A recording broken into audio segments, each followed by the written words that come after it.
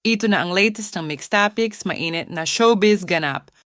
Pagkatapos ng Sparkle World Tour, nina Alden Richards at Julie Ver, Isko Moreno at iba pang kapuso artists sa California, lumipad naman agad si Asia's multimedia star Alden Richards sa Canada para sa Sparkle World Tour event para sa mga kababayan doon, dinumog at pinagkaguluhan ang mga Sparkle artists, lalong-lalo na si Alden Richards. After ng show ay nagpaunlak ang mga kapuso artists para picture-taking sa mga fans na dumalo, malugod namang pinaunlakan ni Alden ang kanyang mga fans doon. Kahit nga Sparkle World Tour ang nasabing show ay hindi maiwasang hanapin ng mga Kathden fans si Catherine Bernardo. Samantala, dahil sobrang mahal ng mga tao ang Kathden tandem, palaging sinusubaybayan ng mga Pinoy sa Canada ang mga locations ng taping ng Kathden. Para makita ang kanilang mga iniidolo, hindi naman issue kina Alden at Catherine kung humihingi ng selfies ang kanilang mga fans. Game na game, at masaya naman silang nakikipagkulitan sa mga fans at bumabati sa kanila. Ito kasi ang isa sa paraan ng Kathden na magpasalamat sa walang sawang suporta mula sa kanilang mga fans. Makikita din ang pagmamahal ng mga Pinoy sa Kathden dahil ang iba ay hindi pumapalya sa pagbisita nila sa location ng kanilang taping. Sumasabay minsan kumain ang Kathden sa mga tagahanga nila at sa ibang mga Pinoy sa Canada pati na rin ang buong team ng Hello, Love, Again. Samantala, kilig naman ang hatid ng Kathden sa tuwing magkasama ang dalawa at lalong-lalo na kapag nakikita ng mga fans ang mga gestures ng Kathden sa isa't isa lalo pag off-cam.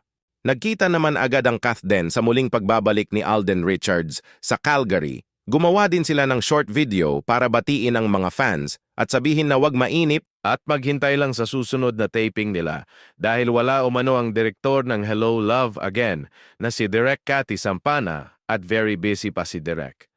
Sweet naman at very happy ang Kathden habang ginagawa ang video. Kung matatandaan ay bumisita ang boss ng Kapamilya Network na si Carlo Katigbak para makamusta ang buong team, lalong-lalo na makamusta ang Kathden at si Direk Cathy.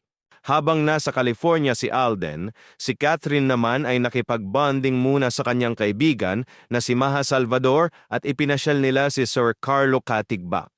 Sumunod namang bumisita ang mga heads ng Sparkle, binisita din ang Team Hello, Love, Again sa Canada at para makita sina Alden at Catherine. Naging mabuti naman at masaya ang pagbisita ng mga bosses sa set at location ng Hello, Love, Again. Masaya din ang lahat ng makita nila si Alden at si Catherine ng personal. Samantala, kinakiligan naman ng mga fans ang pag-alalay palagi ni Alden kay Catherine kahit saan sila magpunta, lalo na kapag magkasama ang dalawa. Nag-trending din ang ginawa ni Alden kay Catherine dahil maraming mga fans ang nakapansin na hawak ni Alden ang tumbler ni Catherine after ng kanilang workout na magkasama, kasama ang co-star sa Hello, Love Again na si Joros Gamboa. Habang ginagawa ng buong team ng Hello, Love Again ang pelikula ay lalo pang nakikilala nina Alden at Catherine ang isa't isa. Madalas din silang lumabas at kumain sa labas kasama ang team. Nagwo-workout din sila together kaya naman mas maraming panahon ng Kathden para makilala pa ng husto ang isa't isa. Makikita din na mas lalo pa silang naging close ngayon. Hindi rin malayo na magkaroon ng nararamdaman ang Kathden sa isa't isa dahil araw-araw silang magkasama at bagay na bagay ang dalawa. Kaya marami ang kinikilig sa tandem ni Catherine at Alden, mas lalong maraming nag-aabang sa outcome ng kanilang pelikula. Samantala, kahit na busy si Alden, may mga iba pa rin itong mga project kagaya ng co-producer si Alden sa isang international film na Death March na pagbibidahan ng kapuso actress na si Gabby Garcia at si Hollywood actor Scott Adkins. Malaki ang magiging papel ng multimedia company ni Alden na Myriad sa nasabing international film.